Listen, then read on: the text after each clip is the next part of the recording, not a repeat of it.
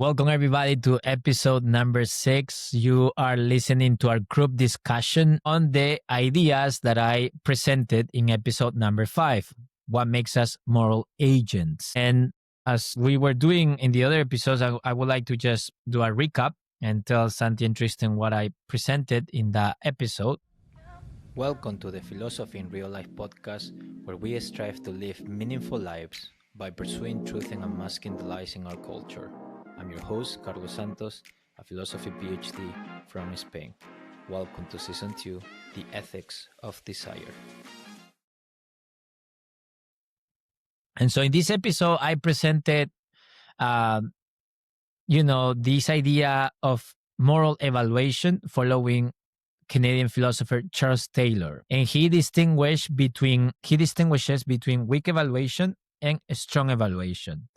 And the idea here is to think of evaluation as human agency, right? So our human agency starts, so to speak, or we come to realize that we're human agents when we are evaluating. But not all evaluations are created equal. There are different kinds of evaluation. And I think that this is where Charles Taylor is quite good at being specific in giving words, language to this type of moral evaluation. So if you remember from the previous episode, the main difference between weak evaluation and strong evaluation is that in weak evaluation, we ask questions like, oh, do I prefer this? Or what makes me feel better? It's based on taste, comfort, mood, and there is no moral judgment, right? For example, I can say, hey, Santi, I just don't like vanilla, or I don't like chocolate ice cream. I prefer vanilla, and Santi said oh, you are just an evil individual. It's like, well, in that case, most of us, reasonable people would say that Santi is just too crazy and he needs to chill out. Not everybody likes chocolate ice cream because we understand intuitively that ice cream, chocolate or vanilla ice cream is not a moral matter. It's a matter of taste. It's something that we're free to choose, right? So this weak evaluation will be an evaluation based on personal satisfaction or outcomes without asking any moral question. But with the strong evaluation, is very different because in the strong evaluation would be like, imagine that I say something like, well, I don't like helping starving kids. Like kids that have no food or shelter, I just don't want to help them. I just don't feel like helping them. If I were to say something like that, people would say, well, you should desire to help these people because that desire is worthy of being desired. Does that make sense? So in this case, there is a moral consideration. Now, if I say, I actually like mistreating animals or kicking them, kicking cats in the street. I like this. And you will like, whoa, Carlos, you shouldn't like that. That's crazy, dude. What's wrong with you? Why? Because in this case, it's very different if I say I like chocolate ice cream versus I like kicking cats in the street, right? Clearly, we see that there is something at stake very differently in the cat example compared to the ice cream example. And so that's where we get into a strong evaluation. This is where we ask questions like, is this desire good or is it worth following? And so this is based on moral worth, or this involves ethics, values. And this is an evaluation based on values or moral values captured from a moral standard or moral law that has not been created by us, but we are somehow in a mysterious manner committed de facto to this moral law that is in us, right? Like we almost like have these reactions or moral intuitions. Okay, so that's basically the idea, and I really like this because this connects very nicely with the previous solo episode about the first and second order desires. Yes, Harry Frankfurt is right because it's true that what makes us different from other species is that we have second order desire, this reflective capacity. But I feel like Charles Taylor, with the idea of a strong evaluation, it almost goes deeper in what these second desires entails, what is at stake. And I feel like Charles Taylor's with the strong evaluation really gives a full description of what it means for us to have these different desires and these different kinds of evaluation and what is at stake when we are reflecting morally about what path to choose or what option to pursue or what desire to fulfill. Does that make sense? And so, yeah, so that's basically the idea, the main idea I presented. I hope it was useful. I found Charles Taylor philosophy very nice and Frankfurt. And I think that pairing both of these is quite powerful. And so I actually found Harry Frankfurt's ideas through an academic essay by Charles Taylor on human agency. So, so anyways, he also read Frankfurt. Frankfurt is before Taylor, so that's why. Anyways, so yeah, so I opened the table for conversation, questions, and yeah. So anyways, I don't know what you guys thought. I don't know any questions, doubts. Yeah, I really like this. It's one of my favorites. But one of the questions that come to mind is I'm curious about the spectrum of morality. And what I mean by that is, like, are there things that we consider that is a moral question for us, but maybe wasn't a moral question for somebody maybe in some other time period or some other place? And I'm thinking about, like, I don't know, what came to mind. It came to mind when you're talking about dogs, like somebody kicking a dog, right? I'm like, was there a time period in which, like, that wasn't seen from a moral standpoint, right? Like, even now, right, today, like, if I killed a squirrel and if I killed a dog, you would look like these are different, right? You would look at you wouldn't evaluate my moral I don't know, failings or successes equally if I'd killed a squirrel versus killed a dog. I don't think. And I think also about, I was thinking about 21 Jump Street, and that, I don't know if you, What is that? I don't know if you've never seen Very 21 Jump Street. philosophical moving, Carlos. There's a scene where it's like the cool guys they basically go back to high school. Basically these cops go undercover as high school students, and they go to high school, but in like the modern day essentially. And what they find is that high school in like 2015 is very different from high school in in the 90s when they went to school. And so one of the jokes in the movie is like he's the cool guy. They subvert the plot, gets subverted where the cool guy is not cool and the nerdy kid becomes cool. And so they go to the parking lot, and they're they go to this, like, what looks like the cool guy group, and this guy and the cool guy is like, man, is that like, why does this? He goes, why does it smell like egg rolls, in here? And he's talking to one of the kids of the cool kids of the parking lot, and he's like, oh, like, we changed our diesel engine for like using leftover fry oil from like China Palace or something like that, And so, like, he goes, because we just care about the environment. And the guy's like, man, forget the environment. Like, I hate the environment. And he goes, oh, you don't care about the environment? That's kind of messed up, bro. And so they have this whole, like, interaction about the environment, right? And how, in the 90s, it wasn't cool to care about the environment. But now this guy's actually judging this cool guy based upon how he feels about the environment. And he's basically like, you're not cool because you don't care about the environment. And it almost becomes this like moral thing where it's like, and so I wonder, is there some morality that shifts over time, and is there other morality that's, you could call, more objective? And I'm curious about how Charles Taylor views those things or looks at those things, and if we can, I guess, further separate these ideas. So I don't know if that makes sense. Maybe I didn't have to share that. Maybe I didn't need that anecdote. Maybe it wasn't necessary, but it's just all I could think about was 21 Jump Street. No, it's fine.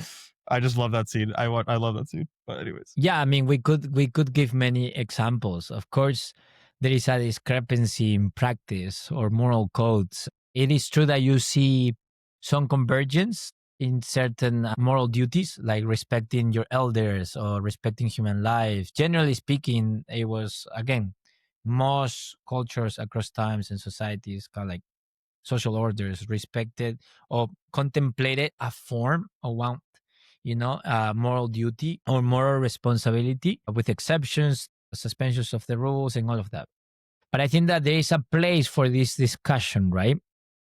In what you are presenting about different things that seem to be very incompatible. Like one society deems cool, or one is cool, being cool means this, and a different time cool means something different, right? Or we could even apply this to the concept of good, right?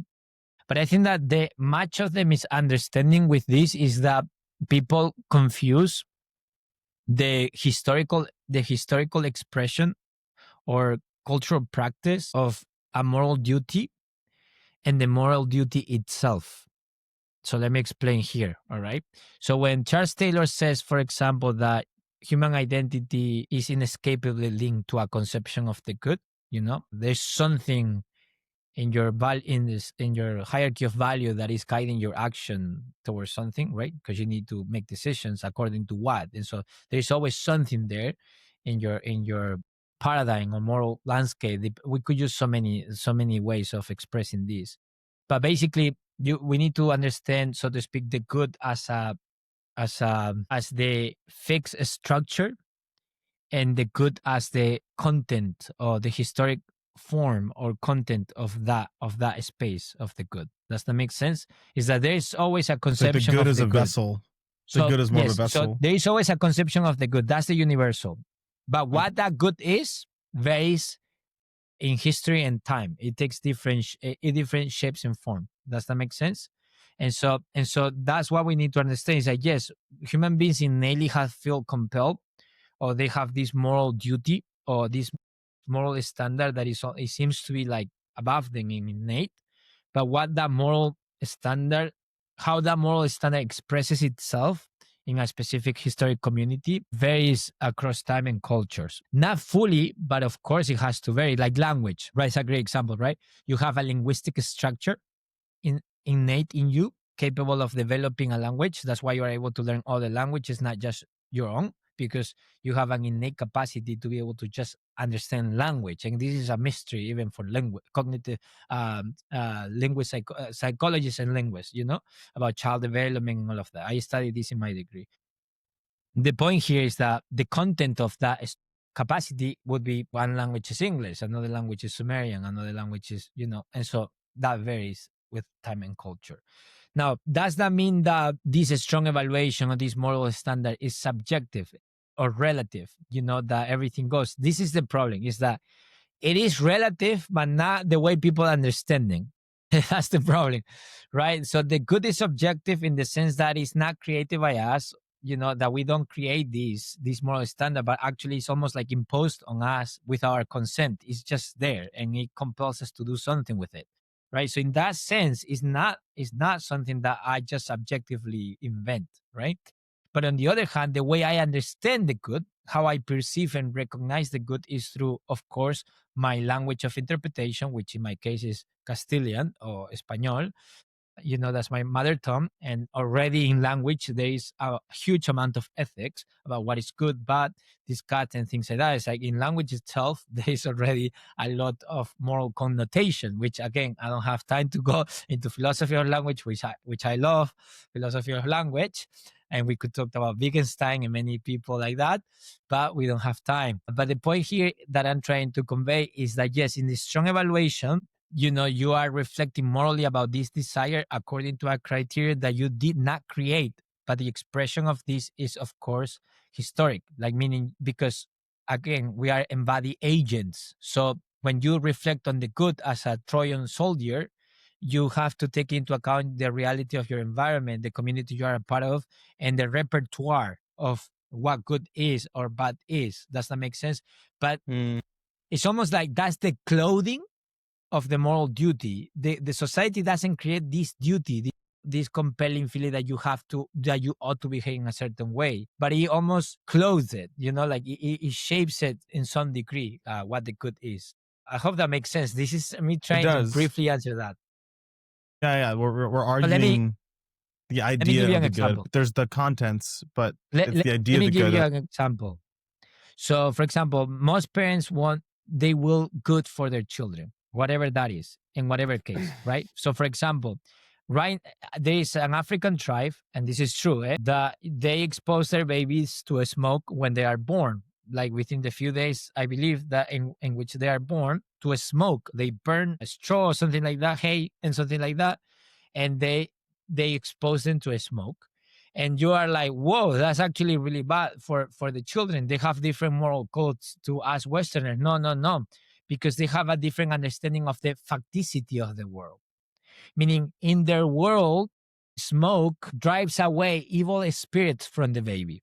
And because that is their factual understanding of reality, they act according to that factual understanding of the world. Does that make sense? So the facts of the world are different to yours. And so because of that, but they don't have a different moral principle. They are trying to obey, doing good to their children according to their understanding of how the world works. This is how you do it. You expose them to smoke so that you drive away demons. For us Westerners, we do the opposite. We pull our babies away from smoke because we know that this is bad for their health. But again, this is predicated on the facticity of the world. Does that make sense? But just because the application of the principle looks different in different historic society does not imply that they are obeying different moral principles. I hope that makes sense. All right. So I actually want to jump on that thought because it got me thinking about the ways that in pursuit of a moral good, we can cause a lot of harm. And I think during our last conversation, we were talking a lot about how second order desires are like the enlightened desires in a lot of ways. And then that the first order desires are, especially when we follow them completely, can cause a lot of destruction. But it kind of got me thinking about how the ways that we look to implement morality in our own lives can be really harmful, especially with like shame and condemnation. And this is like where I'm trying to reconcile some frameworks that I have from my own experience in therapy with the concepts that we're talking about now. But there's a lot of voices that can take over in our heads when we're saying you should do something, right? Like I should, like, and as somebody that can be very perfectionistic is like, I should have said that better, or I should not, be eating this, take it to whatever, implementation of something is, but that can actually, the tone or the intensity can be really harmful. And a lot of times that comes from childhood, however you want to frame that psychologically. But it kind of got me thinking about, in the process of these moral evaluations, how do we think about making sure that those aren't harmful themselves? Mm-hmm. Yeah. So this is a question of like our process of how we moral reasoning, right? So we have an intuition that we ought to do something, or that maybe we have this hypercritical voice inside of us, or maybe the voice of our conscience is not always the voice of reason, right? Or the voice of the goodness, or depends on how you see it, or the voice of God, but it could be the voice of this internalized trauma or problems, right, that you are facing. Well, so it's a lot more complex than what I could say right now. But in our moral reasoning, we always reason about something, right? And so we'll see more examples of this, right? But many times we say, for example, that our reaction sometimes is irrational, or like we are not acting rationally, right? And so typically it's when we are judging a situation in the wrong way, right? So for example, if I struggle with jealousy given to for example, imagine that my voice in my relationship is telling me you ought to break up with this person because this person doesn't respect you, or you ought to do this in this relationship or with your life. So you might have that voice, but then you have a mechanism to actually ratify or corroborate or to verify if that first voice or first evaluation, strong evaluation, is actually worth following. So it doesn't stay there and that's that, and you have to pursue it. No, you actually reflect on it, right? And so you reflect on it in many different ways. But for example, in my case, I have a problem with workaholism. I always have this strong evaluation in my head that I should be working harder and longer and be better. Many times I feel quite limited in levels of energy or mental capacity to read. For example, one of my biggest insecurity as an academic for the longest time was that I feel like I haven't read enough, or that I should be reading on a daily basis a lot more than I typically read compared to these other crazy world-class academics that I compare myself to, right? Because I'm an achiever by nature, I'm driven. And for me, a life that is not extraordinary is not a life worth living. But maybe I should chill out there. That's part of my dysfunction, right? That way of, but it's almost like at an explicit level, I know that's not correct, but at an implicit level, body-based level, I have this anxiety, this guilt, this voice telling me, no, you should work harder and stop whining, right? And then if you watch Alex Hormozy or the productivity people and things like that, there's a place for that of grinding and things like that. But it's true that I can't, this obsessive rumination about my own productivity, about my own outcome, it can be hard for me because my sense of worth can be easily attached to what I produce or how many books I read, how many papers I produce, or how many podcasts. And it's so hard because if I want to live a life of love, if I want to optimize my life for love and not just for manual success, because I try to optimize my life fundamentally for love of God and neighbor, then there are many things that cannot be there. My career is not the most important thing in my life. That's that.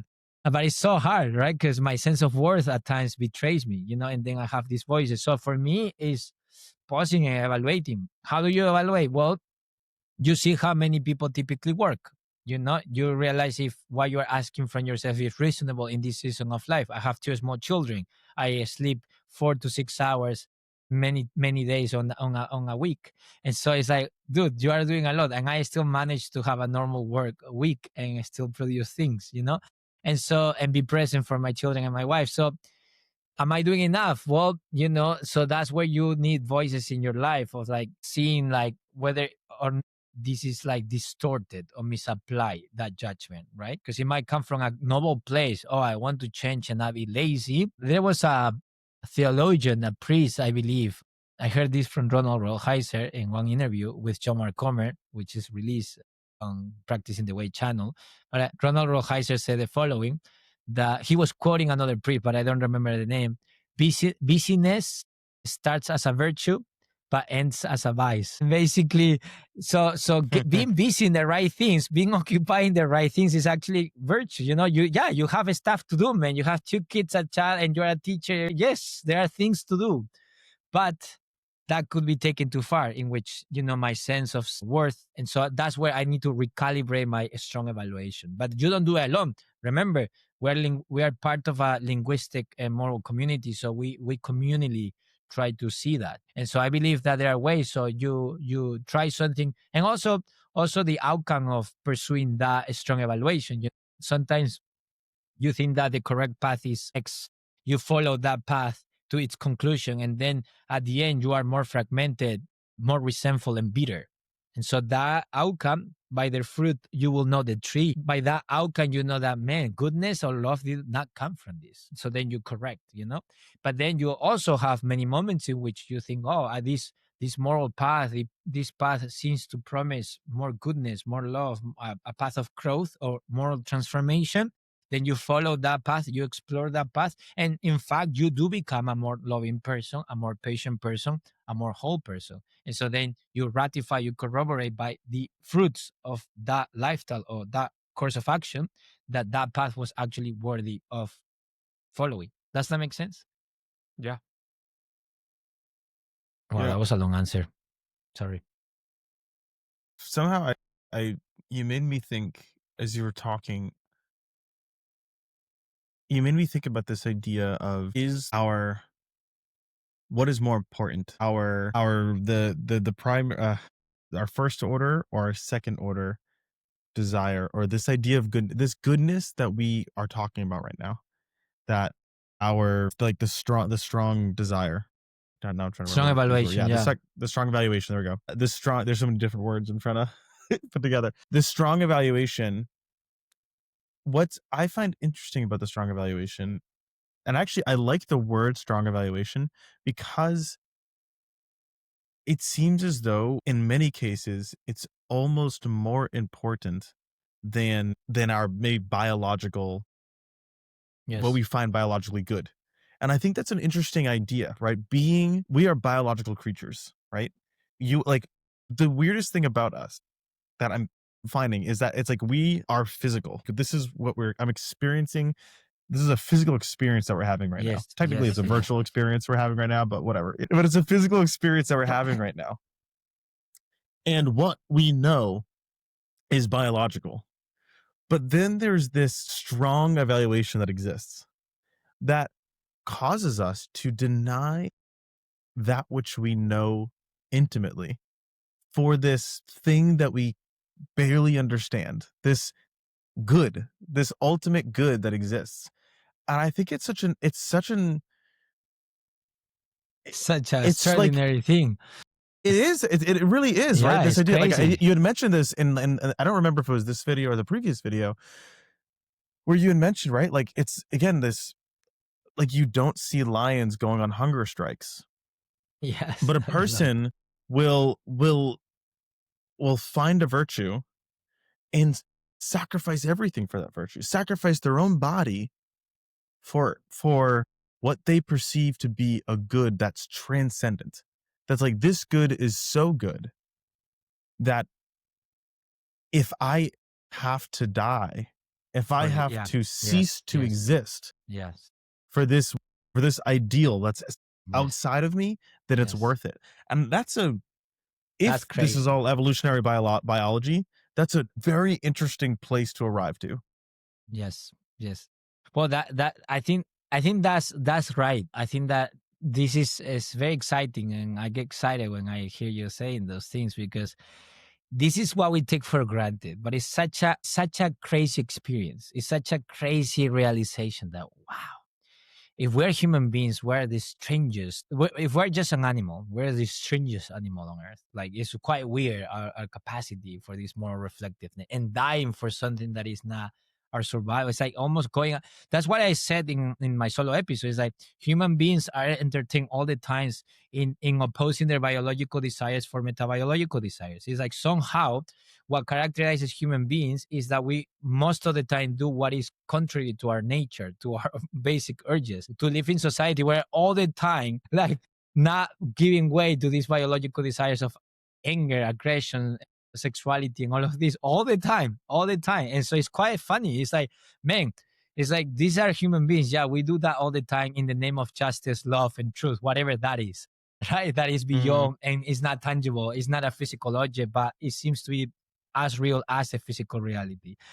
So that's the idea. And not only that, but you said something very powerful. Is that you said that it seems to be that this metabiological dimension, or this non-biological dimension in our human experience, is what makes us even have a sense of purpose and meaning in life. And that's precisely right. And that's one of the points that I've been reflecting on and writing about, is precisely that, is that it's fundamentally that dimension, the non-biological dimension, that gives us a meaning in our life to actually live or to die for something. And I love this idea, this image from Chesterton. G.K. Chesterton said that the soldier does not fight for what is in front of him, but actually from what he leaves behind: his family, his land, his people, And so in a way, the soldier is willing to die, not so much for the love of war, but for the love of the people they are defending.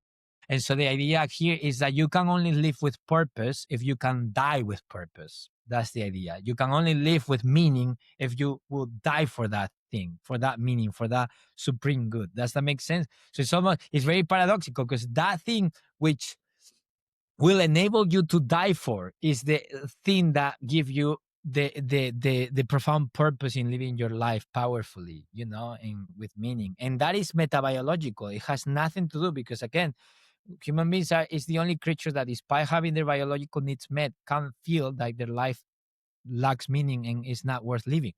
And so that's why the metabiological dimension is so essential in us, that it keeps us alive, literally or not, when we lack that, when we are disoriented. But so it yes, requires, it's very powerful. And it requires reflections. I forget the author, but it broke down kind of the human brain, human thinking, into system 1 and system 2 thinking.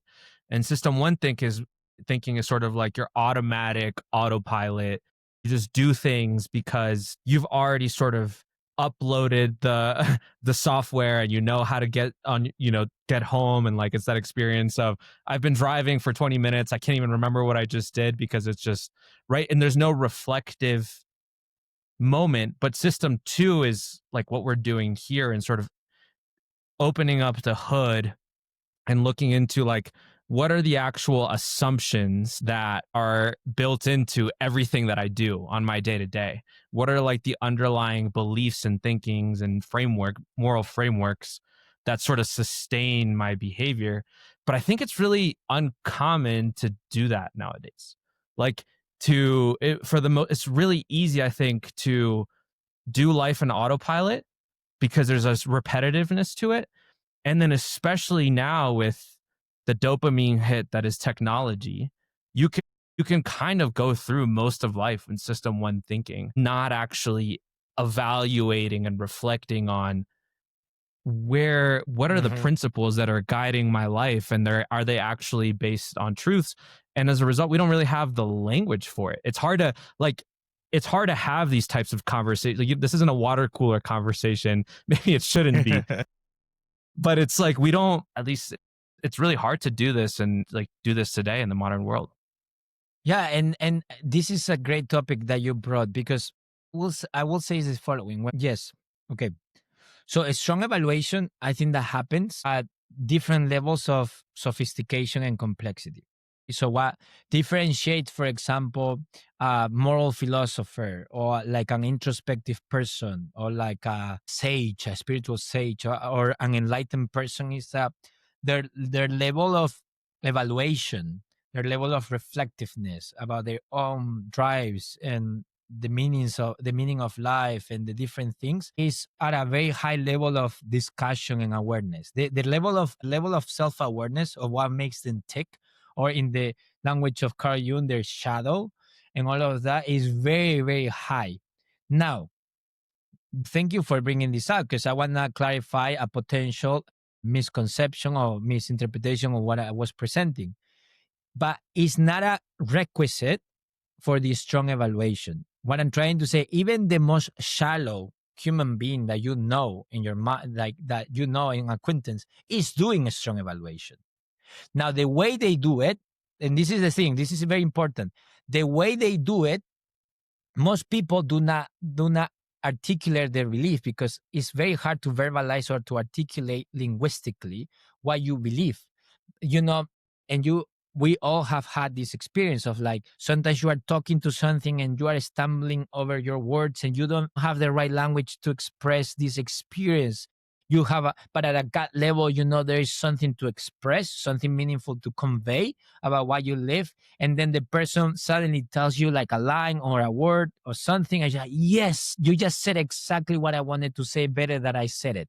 See? So that experience of like linguistic explanation of what we have experienced at a gut inarticulate level. And Charles Taylor distinguishes here between experiential meaning, which is this codified, implicit, body-based, intuition-based type of knowledge about the importance of something or something evil that just happened, and the linguistic meaning, which is basically putting into words this gut experience. I mean, you can think of, the trauma literature, right? The Body Keeps the Score and all of these books. It's like, yeah. There are many things that are body-based, or that you just have a sense that something is off and you cannot clearly articulate exactly what. But just because you lack the words, it does not mean that there isn't anything there. You know what I mean? It's like, just because you lack the linguistic articulation, that doesn't necessarily negate that you are guided by a conception of the good. That's very important to clarify here.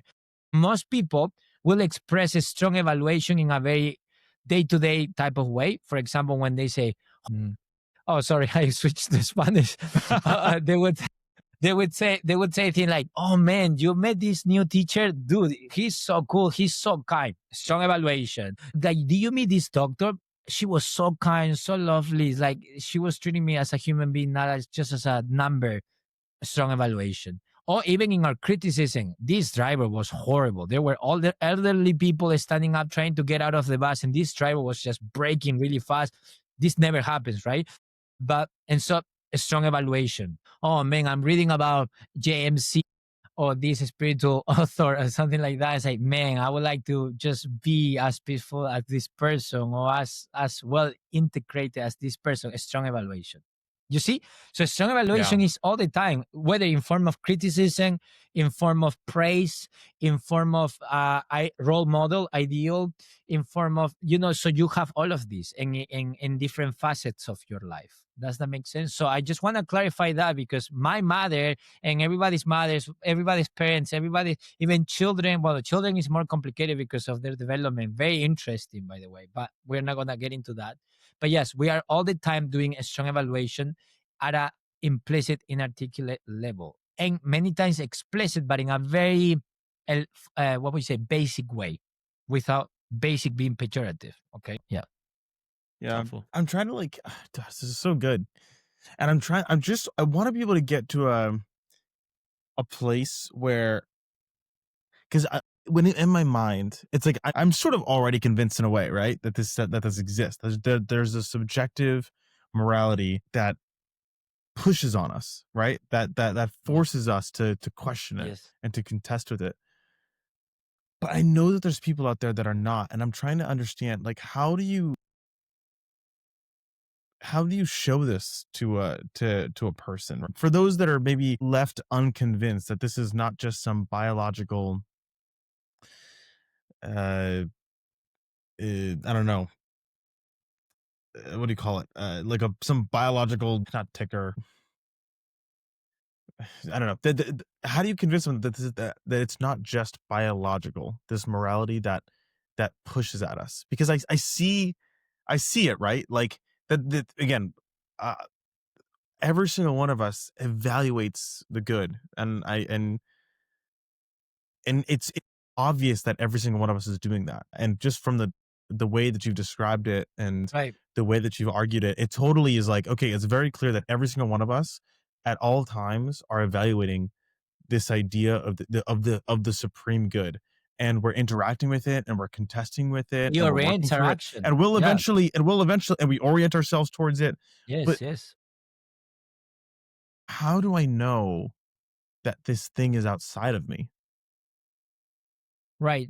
So here is complicated, right? Because now we are talking about the relationship between subjectivity and objectivity, right? And how we understand this. And again, I think that part of the big issue with a lot of people is that they uncritically take for granted the paradigm of objectivity and subjectivity from the scientific, from the empirical science. And so they think that if something is not physical or tangible in mathematical language or in a lab, and if something is not outside of you physically, then therefore it's not objective. It's something in your psychology or preference, and that's that. And it has not this objective status. But again, we need to understand what that paradigm of objectivity come from, the assumptions of that paradigm of epistemology, how we come to know what is true or what is objective, and then see in what sense we can speak of moral objectivity or not. But that is for the following episodes, which is fascinating. So yeah,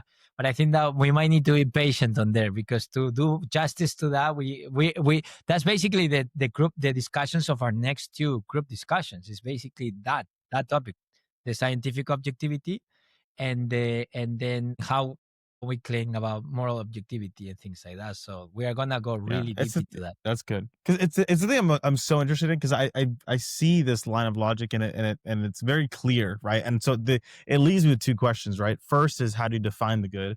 We all have a supreme good that we orient ourselves towards. Yes. And I think I think many people can probably, especially with these last three episodes, I think it's very easy to see this line of logic once you've unpacked It's it. a And all really that, forceful case if you really think it about is a very forceful case. forceful case. People in the comments, if they want to comment Yeah.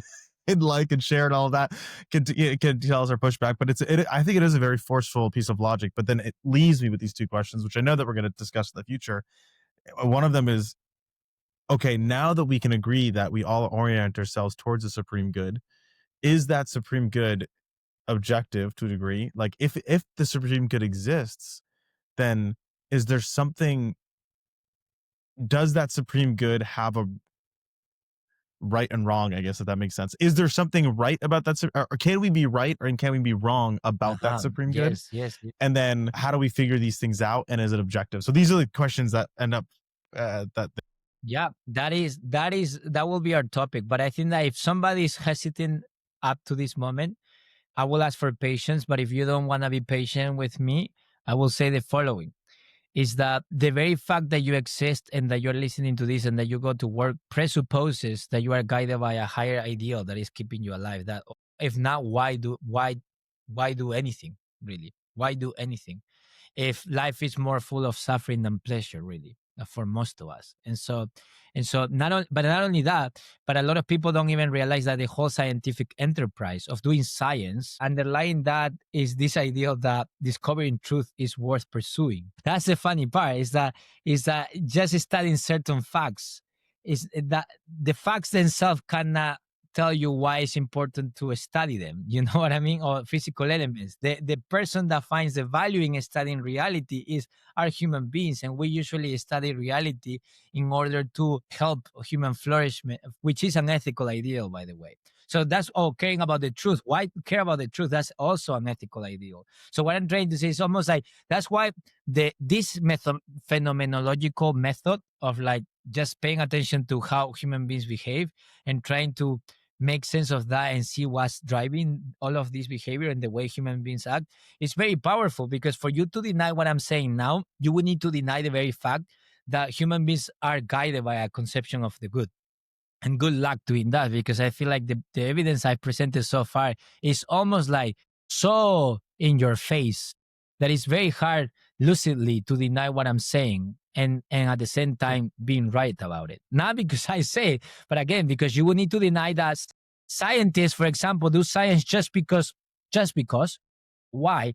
Just because you care about the truth. Why? And so it's almost like if you want to deny this, almost you are left inarticulate. You cannot even give an account of why human beings do what they do, unless you give me something a better theory that accounts for human behavior and human agency than the one I'm presenting now.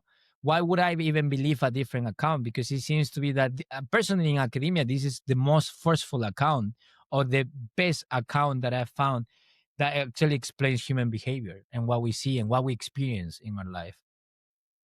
So yeah. So the challenge is for the people that are skeptic about what I'm presenting is that you need to then come up with a very explanatory theory about why the heck we do the things we do and why we have these strong evaluations. Okay, so you tell me. And I'm telling you that no person lucidly deny what orients them. Like people say, oh yeah, I don't believe in anything. It's like, not really, dude. Like this is the thing. Just because somebody says that they don't believe in the good, that doesn't necessarily mean that at a experiential level, they are actually being guided by a conception of the good. Whenever I hear Nietzsche, whenever I read Nietzsche, Foucault, Derrida, or watch Alex Hormozy and the utilitarians and many YouTubers and Alex O'Connor that believes in emotivism, and no. All like, it's like, come on. It's common. Like, you are clearly guided by a conception of the good. I would need to go case by case. And just by hearing them how they speak about what they care in their life, you can clearly see the ethical idea that they reject to accept. But anyways, sorry, I guess so. Like, that's great. now. No, it's amazing, man. But, like, I love it. Come This is what we're here on, for. like, Spanish to come out more, man. it's like, anyways. Okay, so I think this is good. I think this is a good place to start, right? So. Anyways, Santi, I don't know if you. I feel good about it. yeah, Santi, do you have any final No, thoughts? that sounds good. No final thoughts. All right, everybody. So thank you for joining. And if there is any skeptic in the room or emotivist or whatever, please write your theory in the comment and I will, take the time to do a video response to you. But anyways, just give me an example of whatever thinker, people who deny ethics, and I will tell you why they actually are guided by a conception of the good. So I challenge you to give me one case of a person that doesn't follow a conception of the good. I challenge the audience. Find me one case, just one, not 2, not 10, one. And I will show you how that person is guided by a conception of the good. Anyways, thank you everybody for joining. And until next time, bye. Bye.